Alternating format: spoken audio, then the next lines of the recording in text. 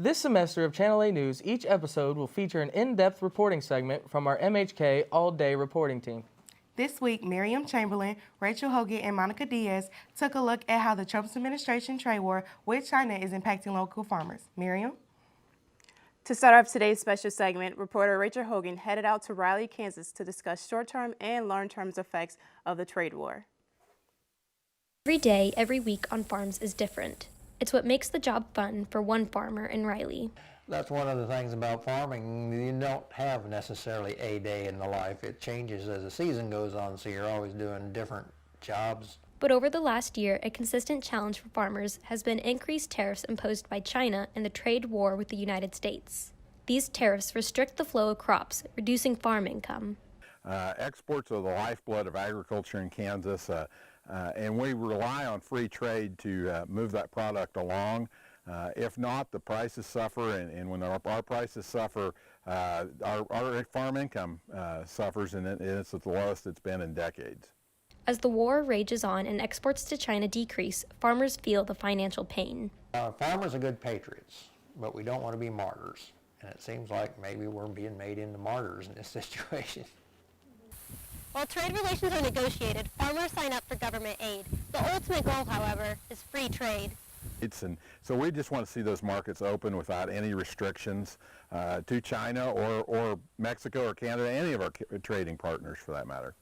Secretary of State Mike Pompeo says it's a matter of working out an agreement that prevents a trade deficit in the long term. We could probably do a simple, easy deal and claim victory, but 2 years or 5 years from now, we'd be right back in the same place. And President Trump doesn't want to do that to farmers and to manufacturers here in America. We want to protect them.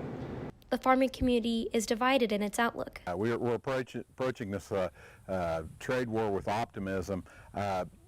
China especially has not been a real great partner, has been kind of a bad actor when it comes to trade and some of the tariffs and regulations they impose. And I think we're going to lose long term in this. If this goes on much longer, I believe we're going to lose for decades. In-person trade talks are set to resume in October. In Riley, Kansas, I'm Rachel Hogan for Channel 8 News. China's Tariff Commission of State Council announced that it will exempt 16 types of U.S. imports from additional tariffs. The two lists will be effective for a year from September 17, 2019 through September 16, 2020. Today marks 441 days since the U.S. and China trade war has begun. MHK All Day reporter Monica Diaz had the chance to sit down and talk with the Assistant Director of Agricultural Economics about how the trade war with China is impacting Kansas farmers. Monica? Assistant Professor in Agricultural Economics. Joseph, I have a quick question for you. How is the trade war with China affecting Kansas farmers? So the initial effects are obviously negative because China has imposed tariffs on many U.S. agricultural goods, including goods that are really important to Kansas, so especially soybeans and sorghum. On the livestock side, I think the cattle industry had hoped that China would be a major market for U.S. cattle and U.S. beef, and that has sort of flipped around, that U.S. beef exports to China have gone away. So all those things are negative, and the Trump administration has come out around and said that they will compensate farmers for the losses imposed by the trade war. And so there's kind of, at least in the short run, this trade-off between the fact that we've lost this major market, China, and then some other places that have also imposed tariffs on U.S. agricultural goods because of what the administration did in initiating this trade war. And then there's the other side, the positive side, which is that the government has stepped in and tried to sort of make farmers whole to some degree or another. And there's a significant debate right now in the agricultural community about, is the aid that the government's providing commensurate with the negative effects of the trade war. And do you think, even if they supply that aid, do you think that there may be another market that these Kansas farmers can reach out to, since we are over 400 days so far since we've been through this trade war? Do you think there's another outlet for them outside of just China? Absolutely. So what has happened as a result of this trade war is that global agricultural trade has shifted around. So if we think about soybeans, maybe as a simple example, right? Our major competitor is Brazil. A lot more Brazilian soybeans are going to China, and so U.S. soybeans are going to other countries. That shift is already happening, and the longer that the trade war goes on, the more those shifts kind of get locked in.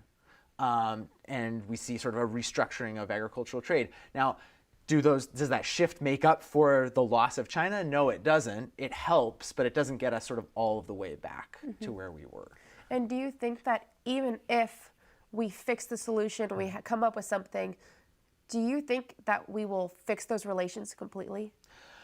It's very difficult to see a world in which this doesn't sort of help out everyone else, other countries in the long term, that there are new commercial relationships that are established, say, between Brazil and China that wouldn't have been established in the absence of the trade war. So it's very difficult once you make a change like this, once we sort of reorganize everything because of this initial conflict, to sort of get back to where we were. I don't think we ever get back to where we were before the trade war began. Okay. Well, thank you so much for just talking about this and kind of giving us some more depth. That's all we have time for today.